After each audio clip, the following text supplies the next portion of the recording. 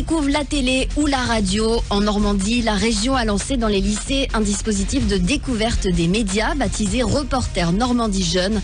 Une façon pour les élèves d'acquérir des réflexes à l'oral. Cette année, le lycée Flaubert de Rouen participe.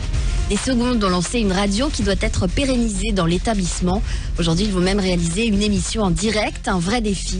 Écoutez certains d'entre eux, Irama, Oriane et Sophia. C'est un défi parce que faut qu'on soit prêt, faut pas stresser, ou tu stresses avant ou après, mais pas pendant le moment parce que t'es en direct, tu sais que des gens qui vont t'écouter, ça fait un petit stress quand même, mais après ça part au fur et à mesure parce que on prend du plaisir et on s'amuse. Et on a choisi nos sujets, on a fait un micro-trottoir, donc aller vers les gens, leur poser des questions, c'est nouveau. Ce sera un beau souvenir pour toute la classe, je pense. Je trouve ça très intéressant que le projet dure sur le long terme parce que nous, un jour, on partira, mais justement, on va laisser le flambeau à d'autres classes. Ce projet de pérennité est un super atout pour le lycée parce qu'on va pouvoir se développer, on va pouvoir interviewer des gens du coup, parce que là, on n'a pas vraiment cette chance d'interviewer de vraies personnalités le 19 mai, mais on pourra le faire dans le futur. Une plongée en tout cas dans les métiers de la radio.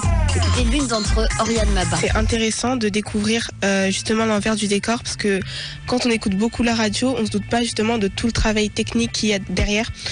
Technique au niveau même du son et puis même au niveau de parler dans un micro, c'est très technique.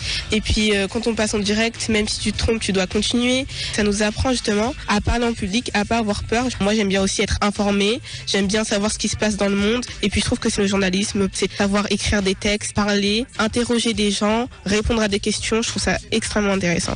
Une façon aussi pour eux d'acquérir des réflexes à l'oral, s'ouvrir aux autres.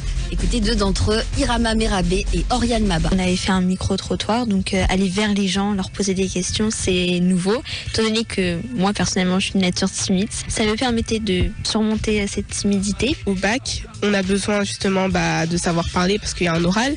Et ça, c'est très bien pour savoir s'exprimer en public. Tout ce qui est intonation, savoir parler aux gens. Et on a déjà cette maîtrise-là. Et du coup, je pense que c'est vraiment un plus d'avoir fait ce projet justement avec toute ma classe. Avec chacun sa sensibilité devant le micro, écoutez l'une d'entre eux, Irama Merabé. On a beau écouter la radio, on sait pas forcément ce qui se passe derrière. C'est plus compliqué que ce qu'on pourrait croire. Par exemple, quand on stresse, on va bégayer ou on fait des longues pauses, mais des longues pauses au mauvais moment ou c'est assez particulier. Personnellement, je suis musicienne et je joue du violon et ça ressemble un peu à la musique parce qu'on sait qu'il faut prendre des pauses, faut respirer et tout. Et être devant le micro, ça m'a fait penser à ça direct parce que quand parler, comme quand jouer, respirer, quand s'arrêter et tout, je trouve ça un petit rapport, un petit lien entre deux. Ces lycéens sont guidés par des membres de l'association Zone d'Onde. Depuis 2017, plus de 10 000 élèves normands ont pu bénéficier de ce dispositif.